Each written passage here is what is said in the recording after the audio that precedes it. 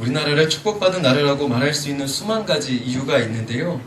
20세기 초 우리나라의 일제, 핍박에 억압이 있었고, 또한 해방 맞은 직후에 또 우리 민족 간의 아픔, 전쟁이 있지 않았습니까?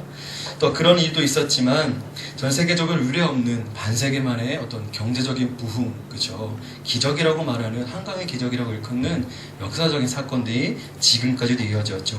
또한 민주국가로서의 또한 어떤 국민들의 의식, 함양도 그렇고, 가장 중요한 것은 이렇게 전쟁에 피해가 있었지만 신기하게 이 나라 곳곳에 교회가 세워져서 또 이 나라의 기독교가 역사의 한 축을 지금도 지탱하고 있다는 사실입니다.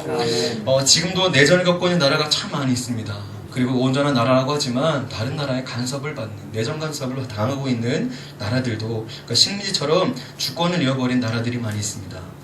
지난 과거의 역사를 돌이켜볼 때 우리나라와 같이 기적에 지금도 하나님의 손길이 일어났다는 것은 전적인 하나님의 섭리요 도우심인 줄로 믿습니다.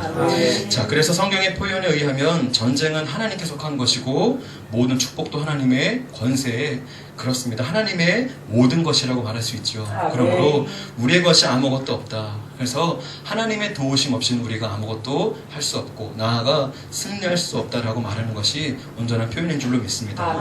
자, 그러나 우리가 놓치지 말아야 될 것이 한 가지가 있다면, 경제가 빠르게 성장했다고 이제 먹고 살만해졌다고, 또한 민주국가로서의 어떤 아픔도 있지만 그런 틀을 만들어 간다고 해서 좋은 것이 아니고요.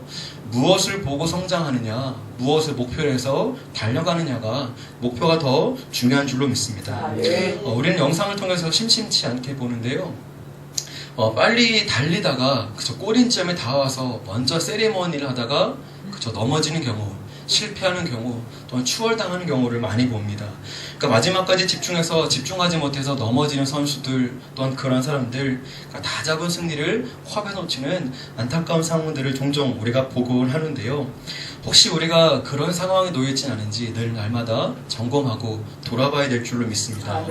혹 우리 가운데 이런 모습이 있다면 오늘 이 시간 다시 한번 내 삶을 돌아보고 점검하여서 하나님 앞에서 온전히 세워지는 은혜가 있기를 바라고, 혹시 내가 좀 침체해서 있다면 다시 한번 하나님 온전히 힘으로 삼으로 말미암아 역전하는 은혜도 이 시간 있었으면 좋겠습니다. 자, 그래서 오늘 이 시간 사무엘하 18장의 말씀을 가지고 다시 한번 역전의 은혜 일으키며, 또한 지금 승승장구하는 분들이 계시다면 더 하나님 앞에서 견고히 세우는 마음의 다짐, 결단의 자리가 되기를 바랍니다.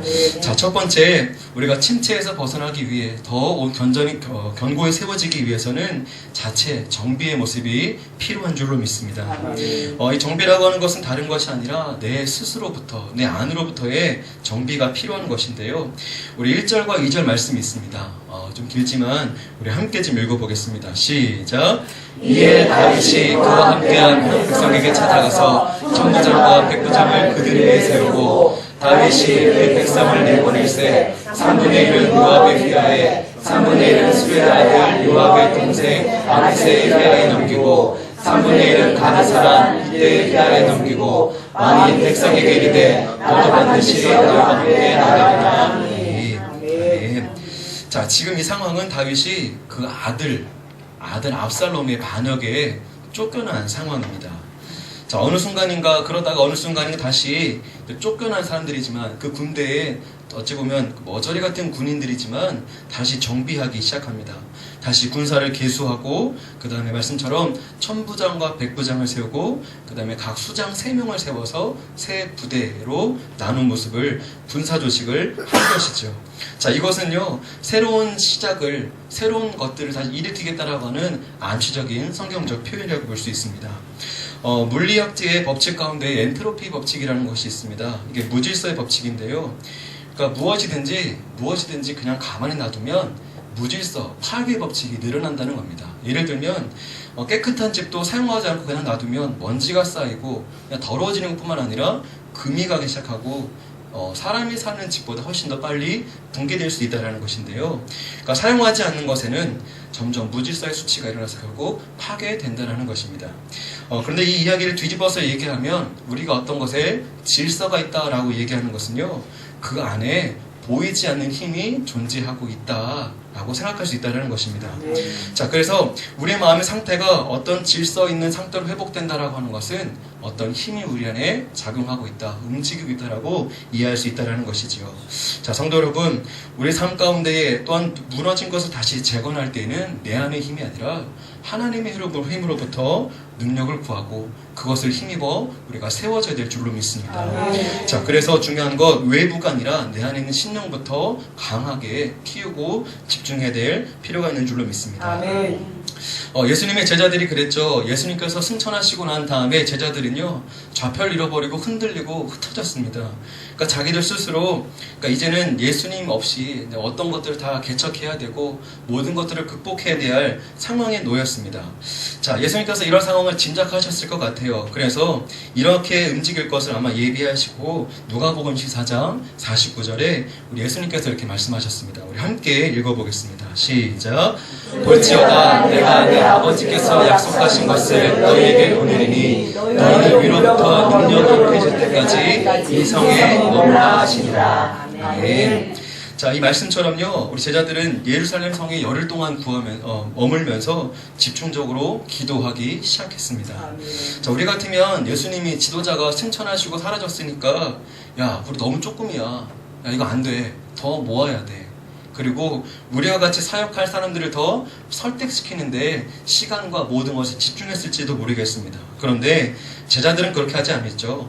더 사람들을 모으려고 하지 않고 어떤 설득하려고 하지 않고 예수님처럼 그 성에 머물며 능력이 임할 때까지 기다려라, 기도해라 라고 말씀하셨던 것이죠. 자, 그래서 이들이 했던 것이 무엇이냐면 계속 모여서 기도했습니다. 위로부터 능력이 임할 때까지 모여 기도하고 중보하죠. 그러고 난 다음에 그 오순절에 하나님의 성령의 기름 부음이 있은 다음에 어떻게 합니까? 그때 비로소 두세 무리가 짝을 지어나가 복음을 증거하고 하나님 부르신 그곳으로 사역을 나가기 시작합니다. 자, 심지어 이런 역사도 나타나죠. 하루에도 3,000명이 회복하고 돌아오는 어떤 설교의 역사, 복음의 증거의 역사가 나타난 것이지요.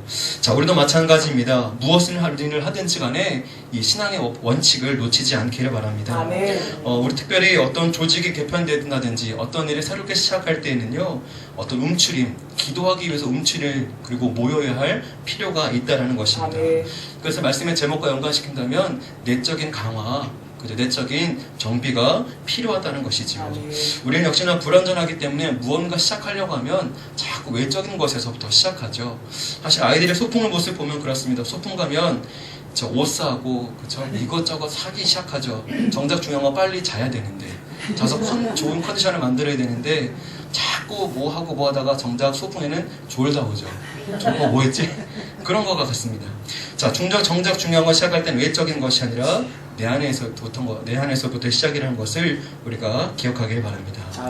다윗이 사분오열되었던 군대를 제일 먼저 정비하기 시작했습니다. 말씀드린 것처럼 압살롬 군대의 반역을 피해서 도망치게 급급했던 그런 군대인데요. 말씀처럼 세 군대로 세 부분으로 나누기 시작합니다. 그래서 이 서졌던 사람들, 그냥 죽지 못해서 쫓겨났던 사람들에게 다시금 팀을 나누어 소속감을 심어주고 재무정을 하게 되죠. 그래서 이 방법이 바로 수렁에서 나오는 첫 번째 방법인 줄로 믿습니다. 자, 우리 기억을 한번 잘 다듬어 보세요. 우리 학창시절에 아마 다 경험해 보셨을 텐데요. 학창시절 내 책상이 난장판이다 라고 했던 분들은 공부와 감사한 분들이죠. 포기한 사람들입니다. 그러니까 지금도 주방에 가면 주방이 난장판 된 가정이 있다면 그 가정 요리하기를 포기한 가정이지요. 자, 그래서 저와 여러분들이 오늘 이 주 예배 후에 해야 할 일이 있다면 책상 정리, 주방 정리입니다. 그러니까 곧 우리의 마음의 정리, 믿음의 정리라는 것이죠.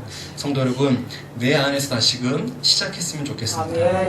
내 안에 무너진 것을 다시 회복시키고, 지금 내가 어떤 질서가 있다면 옆에 분들을 바라봐 주세요. 이따가 세 번째도 얘기하겠지만 함께 세우는 동역의 은혜가 우리 안에 있기를 바랍니다.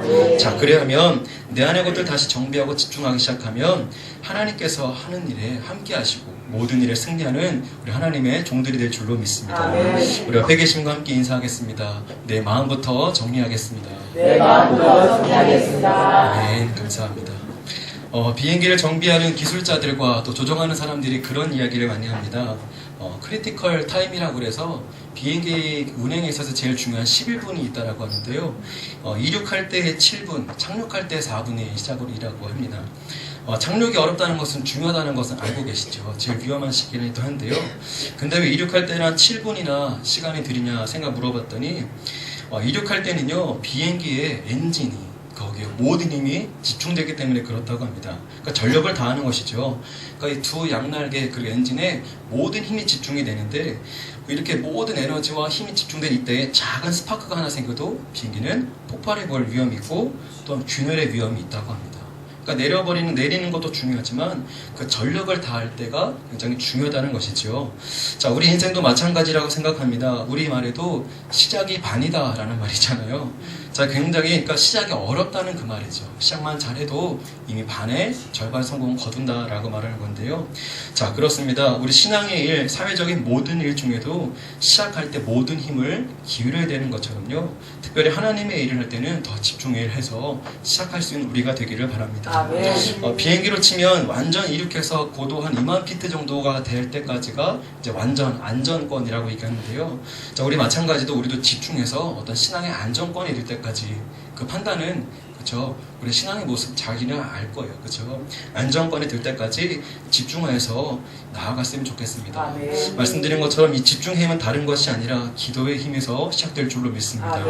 예배 자리에서 성전에서부터 내게 주어진 삶을 정비하고 내가 지금 기도 생활 제대로 하고 있는지 다시 한번 돌아본다면 다시 하나님 원하시는 새 출발할 수 있고 새 은혜를 덧입게 될 줄로 믿습니다.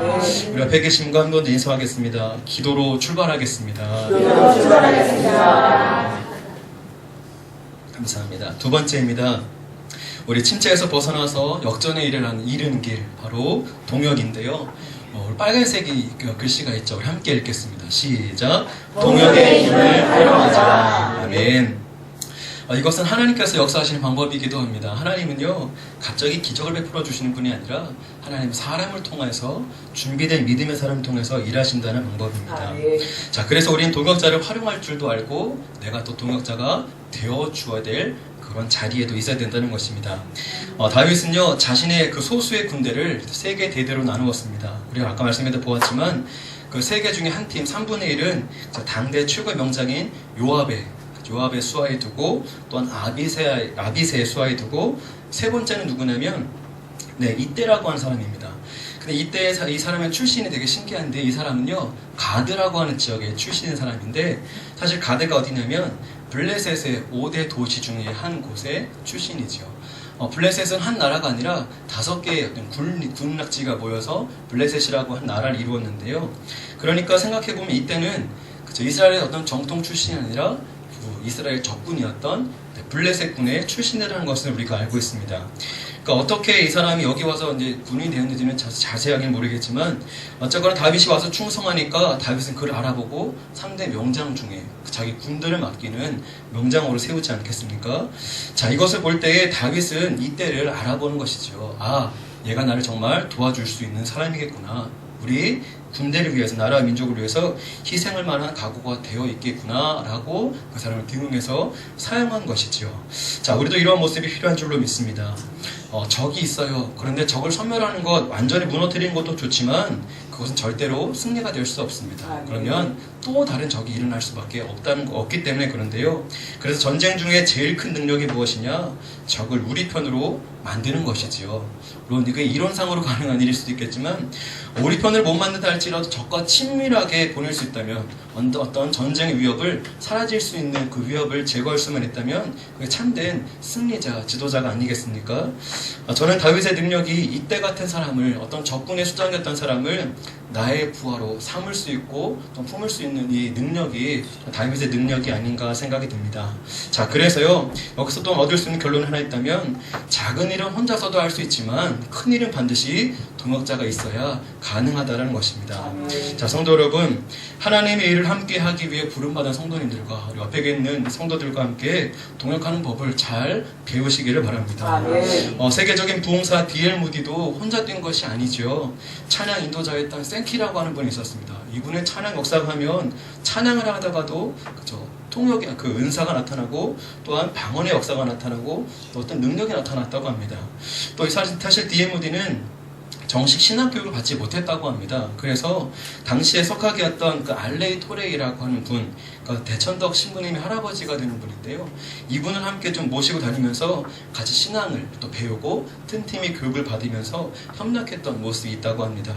자, 우리가 또 알고 있는 스펄전 목사님도 혼자 뛴 것이 아니죠. 스펄전의 설교를 돕는 그 사역자 팀이 또 7명이나 있었다고 합니다. 그래서 어떤 설교를 할 때에 이거 괜찮겠냐, 이 지역에서는 이 사람들에게는 이 예화가 괜찮겠냐, 항상 조언하고 들으면서 하는 협력팀이 있었다는 것이죠.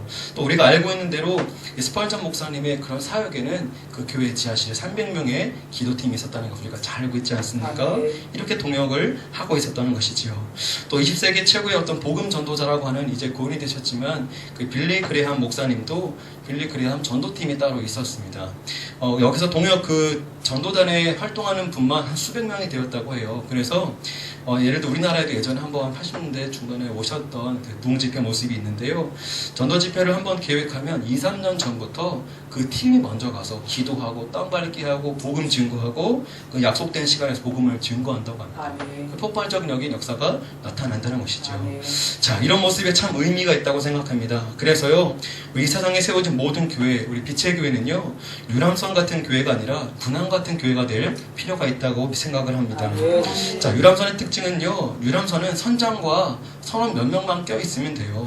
나머지는 그냥 구경하고 뭐 카드 치고 밥 먹고 춤추고 놀아도 상관없습니다. 유람선은 그냥 선장과 선원 몇 명만 깨어있으면 돼요. 자, 이런 교회가 참 많죠. 목회자, 직분자 몇 명만 깨어있고 나머지는 팔짱 끼고 뭐 하나 보자, 잘하나 보자, 이런 교회. 제가 볼 때 그것은 교회가 아닙니다. 교회는요, 군함같이 되어야 될 줄로 믿습니다. 할 일이 다 있어요. 군함 타보신 게 아니죠. 뭐 TV에서 보셨죠? 선미에서부터 선우까지 다 있습니다. 역할들이 다 있어요. 포가 있고요, 레이더가 있고, 무기 다는 사람이 있고, 밥하는 사람이 있고, 빨래하는 사람이 있고, 다 역할이 있습니다. 자, 그렇지 않으면 역할이 없으면 그 군함에 탈 자격이 없지요. 전투에 필요한 사람 모두가 다 타 있는 것이 군함이 됩니다. 자, 교회 안에서 역할은 다 다르지만 우리가 그 역할을 다 감당할 때에 바로 영적 싸움에서 승리하게 될 줄로 믿습니다. 그리고 나아가 하나님 그 교회를 참 귀하다라고 인정해 주실 줄로 믿습니다. 자, 그래서 하나님의 거룩한 교회는 크기가 아니고, 거룩한 교회는 어떤 규모와 상관없이 모두가 한 마음 돼서 뛰고 있느냐, 그 중심을 하나님께서 바라보실 줄로 믿습니다. 자, 교회는 몇몇의 어떤 스타 플레이어에 의해서 움직여가는 교회가 아니라 믿음에 헌신된 사람들이 함께 뛸 때에 참된 역사가 나타날 것이고, 나아가 악한 마귀가 두려워 떠는 능력 있는 교회가 될 줄로 믿습니다. 우리 옆에 계신 거 한번 인사했으면 좋겠습니다. 당신이 필요합니다. 당신이 필요합니다. 네, 감사합니다. 자, 이어서 말씀이 있습니다. 에베소서 4장 10절 말씀인데요. 함께 읽습니다. 시작. 이는 성도를 온전히 하게 봉사의 일을 하게 하며 그리스도의 몸을 세우려 하신다. 아멘. 자, 성경은 우리에게 사도를 주시고 선지자를 주시고 복음 전도자를 주신 이유를 성도를 온전케 해서 하나님을 위해 봉사하도록 만드는 데 목적이 있다라고 얘기합니다. 자, 이렇게 한 사람 한 사람 온전히 헌신하고 할 때 교회는 건강하게 세워질 수 있다는 것이지요. 나아가서 그렇게 헌신하고 참여할 때에 내 몸, 내 마음, 내 심령 역시 건강해질 줄로 믿습니다. 자, 하나님께서는요, 결코 우리들을 혼자 놔두지 않으셨습니다. 혹시 어떤 사람이 슬럼프에 빠지고 어려움에 빠진다면 그 사람은요, 홀로 고립되어 있는 사람일 수 있다는 것이지요. 혼자 있다 보면 마귀에게 금방 당해버립니다. 성도 여러분, 동역자를 반드시 찾으시길 바라고, 동역자를 내가 또 그 자리에 서주시길 바랍니다. 조금만 눈을 들어보세요. 같이 기도할 사람이 있고요, 같이 찬양해 줄 사람이 있고, 나를 말씀의 자리로 인도해 줄 사람이 있다는 것입니다. 이렇게 한 사람 한 사람을 잘 세우면 군함과 같은 교회가 되고, 나아가 주님의 필요한 그날에 쓰임받는 가정, 기업, 교회가 될 줄로 믿습니다. 우리 한 번 더 인사하겠습니다. 제가 동역자가 되겠습니다. 제가 동역자가 되겠습니다. 네, 감사합니다. 자, 마지막입니다. 우리 침체에서 벗어나고 또한 내 믿음을 잘 가다듬을 수 있는 세 번째 길, 우리 귀를 여는 다른 사람의 이야기를 듣는 성도가 되시길 바랍니다. 주변의 조언을 잘 듣는 사람이 또 성도가 되는 것이 너무나도 중요한 줄로 믿습니다. 이 모습이 오늘 말씀에도 나오는데요. 다윗이 자신의 군대를 이렇게 3개 대대로 나누고 난 다음에 뭐라고 하냐면 마지막 절에 이제 내가 나가서 친히 싸우겠다라고 말합니다. 그러니까 다윗의 장점 중 여러 가지가 있지만 자신에 속한 공동체나 군대가 위기에 처하면 솔선수범하잖아요. 야, 내가 나갈게 하면서. 옛날 골리앗도 그러죠. 형 나가. 형 밀어대는 게 아니라 내가 나가잖아요. 그런 것처럼 위기가 처했을 때 나를 따르라 했다는 것이 말씀에 나옵니다. 그런데요, 이 말씀을 이 얘기를 하자 뭐라고 하냐면 3절 말씀이 이렇게 나옵니다. 부하들이 이렇게 얘기하죠. 왕이여 나가지 마소서. 왕은 우리 만명보다 귀합니다. 차라리 우리를 여기서 그냥 가만히 지켜보시는 게 더 좋겠습니다 라고 말합니다. 자, 백성들이 말합니다. 그냥 왕 제발 나가지 마세요. 싸움도 못하면서 말리는 것이 아니라 그냥 여기 계십시오. 왜? 이번 전쟁의 타깃은